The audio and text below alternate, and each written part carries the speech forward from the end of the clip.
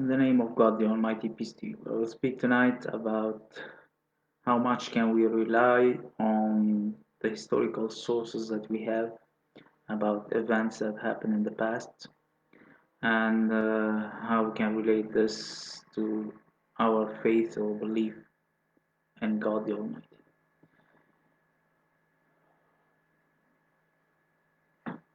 First of all, many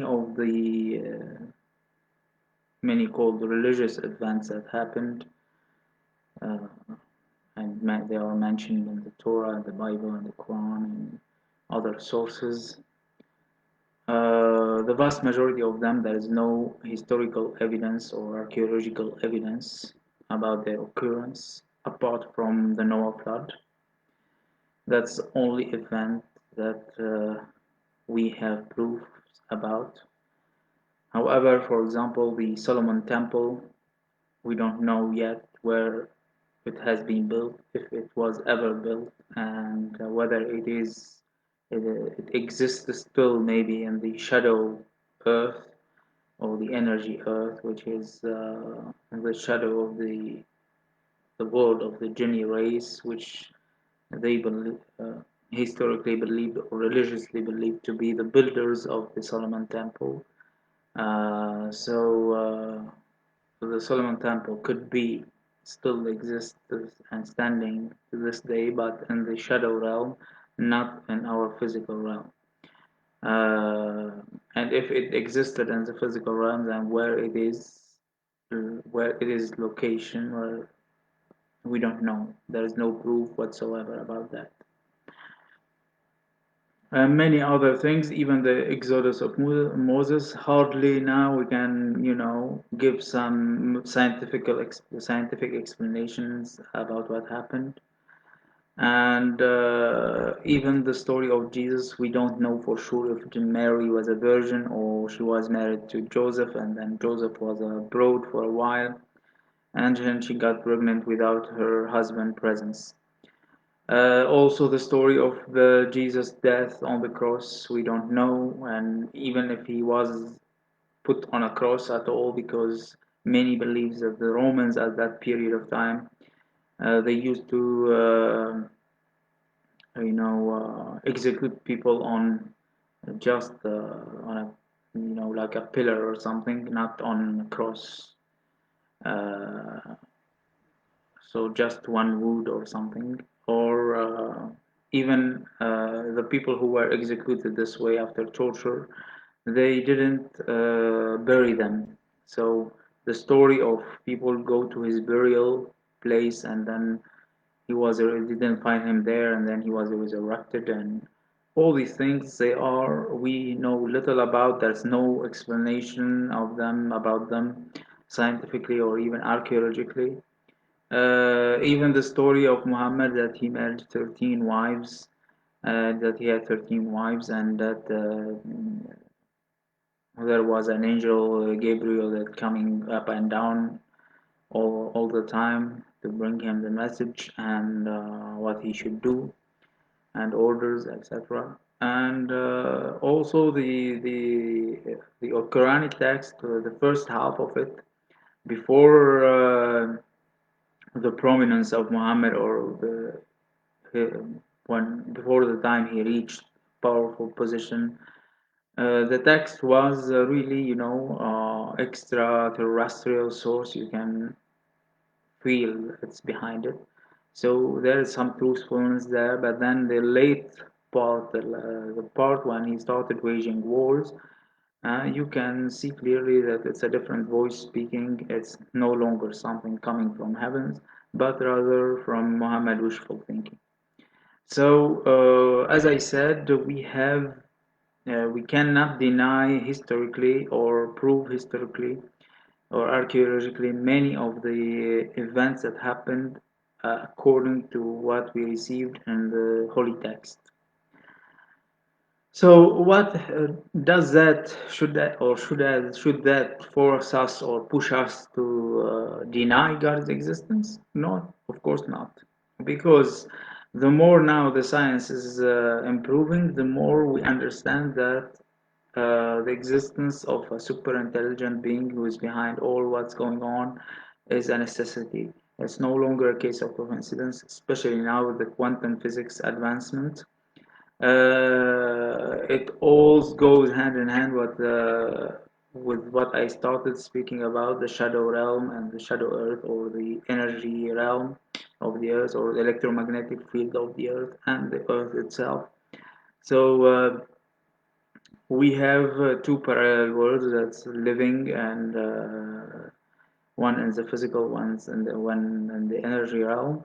So all these things are almost approved by the quantum physics latest discoveries or theories. So it's highly likely that and first of all, when God called people to believe like Abraham, why he picked Abraham as an example? He didn't pick even Jesus for that, because Abraham, he was in a community that were worshipping idols, and he didn't, approve logically by his mind that these gods are useful or anything. So he went in nature, and he started gazing at the planets and the moon and then the sun, and he started, questioning in his mind what's going on, who is really my God, if God exists, then who he is and where he is, and all these questions. And with time, his spirituality became more and more wider and stronger. And in the end, when he had certainty that all this beauty in nature and all these movements of planet could not happen by coincidence, and he was sure that there is God behind all of that, he went to the temple where his father used to worship and destroyed all the stones they used, the statues they used to worship there. And so they decided to bury him and to burn him in fire. And at that moment, he asked God telepathically for help, and the help came to him because he was protected against the fire. And such miracles happened again and again in his life, and he was given also children when he was very old, and he had visitations from the angels a couple of times. So that is the way of strong belief, that you know that God exists for sure. You, regardless if you have a religious text or commandments to follow, you have a strong belief that you have been created and you have to be thankful for your Maker, and you can communicate with Him whenever you like, as long as it's coming sincerely, and you have a good heart. You are not looking on how to invade others or do harmful things to others, but rather trying to bring knowledge, justice, wisdom to this earth. So that's the way Abraham uh, believed, and that's the way that each and every person should believe, not through a Bible or a way or some teachings or way of behavior uh, or a Quran or a Torah or whatever, because the words are or the words of God are endless. We can find wisdom in any book we read, and in any book we read, we can find a good side and a bad side. It's like everything dual in this mortal world.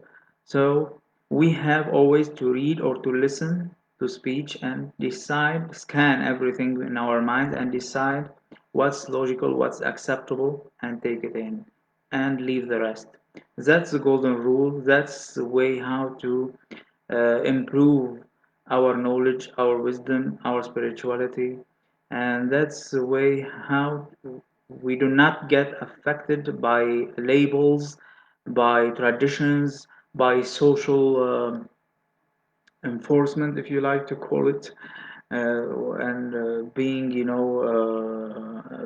the presence of a box of this or that religion or this or those teachings of someone who died 2000 years ago or 1500 years ago. So that's the way we can have our own personal strong connection between us and our maker, and that would improve our life here and would grant us a place for eternity. We hardly taste death. So that's the way forward. So I don't care if we can trust the physical, the historical sources we have, whether related to God or not, whether related to what people call religious events or not, uh, because according to now to science, every type of science, it's we know very little about our history. I mean, what we used to say in the 20th century that we know this civilization lived 2000 years ago. Now it has been proven wrong, or our information proven wrong, and they could have lived 5 or 6,000 years ago. And this is going on all over the place, not only related to one civilization or one continent, but it's a norm. Even in physics and mathematics, we have to just take the numbers slightly and the theories slightly, because deep down we know that no truth is stable, because the universe is expanding, so the laws are always changing, and even the time could be reduced from a century to another. The Earth's movement could be slowed down or accelerated. So we have plenty of things that's changing around us. So there is no, we can have some kind of knowledge that's useful for our needs, for our industrial products or agriculture or uh, everyday life, but we don't really know too much about the things that matter. Uh, if we can't know too much about our own history, let alone the other things, so we could boast that we are very knowledgeable? We know very little, and we have to admit that. And even if we have received some what we believe reliable social history about the way or the lifestyle of Muhammad or Jesus or Moses or whoever, uh, we don't need to take it, because they are creatures, they are beings like us. Who cares if they like to eat meat or they were vegetarian, or they like to wear red or white? Who cares? You are connected to God. End of story. You need these things. You take them like, historical information, some other sources that confirm that what you believe in. Nothing more than that. You don't need them. So it's time to elevate our connection with the divine realm. It's time to understand how much power we have in our minds, and we have to know that we could make a change, big change, and radical change in the way our world is operating. But we have to believe. We have to believe in our power, and we have to believe that through the divine, there's nothing we can do. So, as I said, we should not bother too much about what is the true history, and if Solomon Temple was ever built or not, or if it still exists or not, or where did it exist. Who cares? It's no longer only the people who are attached to labels, and they they don't anymore identify themselves as godly, but rather a Jew or Christian or Muslim or whatever. And all these labels mean nothing in God's realm, and means nothing for the advance of the human civilization, or whatever is to come in our uh, always and ever changing world. So I think I've said enough about the topic. The message is has been delivered. And as I said, you can know God through your own connection with Him. There is nothing else that could give you strong faith more than that. For example, myself, I already know since I was a kid that I am always connected there. God never left me a second. In everything I do, I remember God first. And I remember once I was in 2004, 16 years ago. I was a student in Paris. I just arrived from Lebanon a couple of months. And I shared a flat with other four guys from Lebanon. They were all have a Christian background and coming from a Muslim background, if you want to call that. Uh, I was a little bit alienated to some degree. However, I tried my best to, find a job in order to have my own studio independence or something.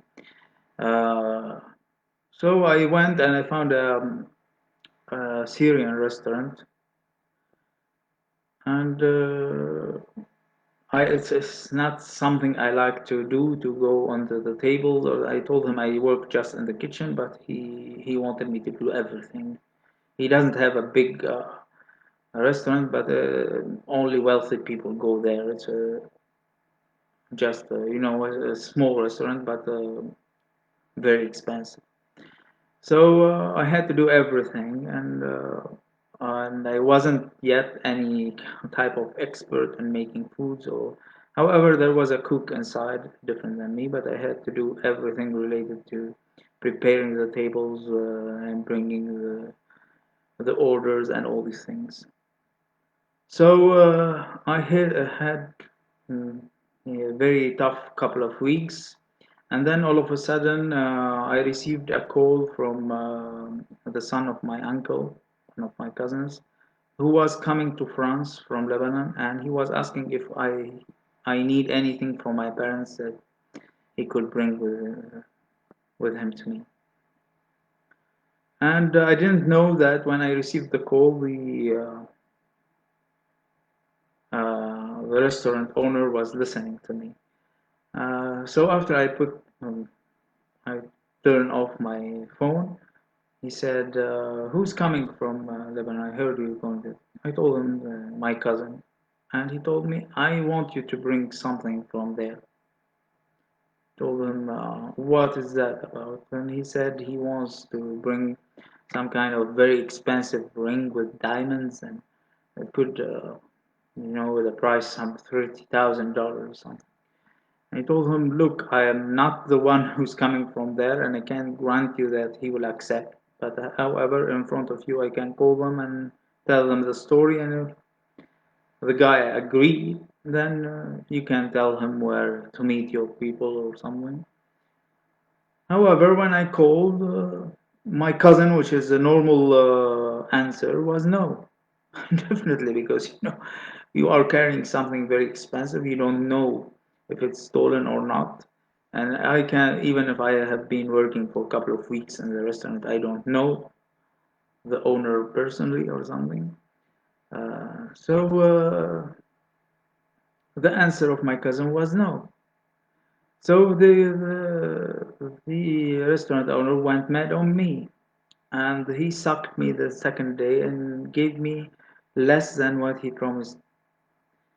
And I was in a desperate state back then, and I left very, upset and with tears, and someone in the university, and he wants every penny, and he wants to have some kind of his own independence and safety. And I turned to heaven and I said, why such people exist? And something like that I said. And I went home, and then the next day I heard that the guy died in early morning. Uh, that the guy who bring bread to the restaurant found him on his desk dead. I said to myself, what I have done. So since then I too much care. I mean, Try, when I am angry, try my best to not say any word that could curse someone, because I knew then that the heavens is there and God is listening to me, especially when you are right in your pleading or in your call and or in your, you know, uh, that you have been wronged severely and without any good reason.